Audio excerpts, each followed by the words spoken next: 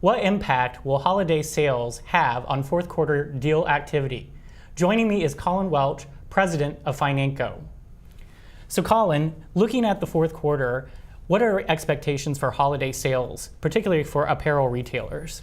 Well, Richard, first, thanks. It's a pleasure to be here. I think if I had to characterize the overall mood, it is cautiously optimistic that we'll see a resiliency in the consumer going into the fourth quarter, coming out of perhaps a little bit more challenging second quarter for some of the apparel retailers than one might have expected. I think, though, that overall the emphasis continues to be, though, on brands, and in particular those brands at the higher end of the price spectrum and the luxury category continue to perform quite well. And I think as you look to the fourth quarter, I think it's probably going to continue to be a more promotionally oriented environment as it has in the past.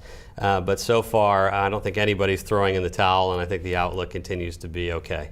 Now, there is a little bit of uncertainty. There is questions over the debt ceiling, a Fed tapering, the crisis in Syria. Could any of these have a potential impact on the fourth quarter? Well, I think any dramatic change to the overall economic environment that the average consumer is aware of could potentially have an effect. I think some of the more monetary or fiscal-oriented changes to policy, as long as you don't see a material change in stock market performance or anything more broadly speaking in that regard, I think would probably be okay. When you start talking about Syria, though, I think that affects people in a more emotional way. And I don't want to comment on foreign policy, but I think that would potentially subject us to some near-term shocks if that was a protracted military exercise. But hopefully we'll go into this without those sorts of shocks to the system, and the retailers and the retail environment will come through strong. With some uncertainty, though, around the fourth quarter, there are industry observers saying M&A activity may be down a bit. What's your expectation for deal activity going into the fourth quarter? It's a good question. I think for those that monitor the M&A world in consumer retail, the first half of the year has been slower than I think some would have expected. It's the first time that I can recall that you had equity share prices in the public market performing in a positive manner, and didn't see simultaneously with that a concurrent uptick in M&A volumes.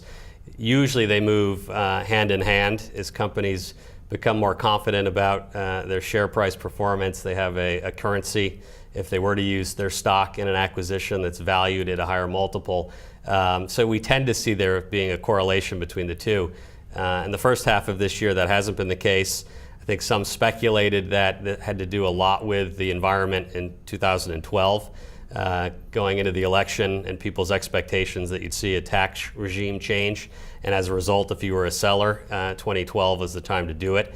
So I think we had a little bit of a almost hangover effect in the first half of 2013 that we're now seeing in the back half of the year, though, a demonstration of a change in view, and certainly the potential for an uptick into the back half of this year, but potentially more likely the beginning part of 2014.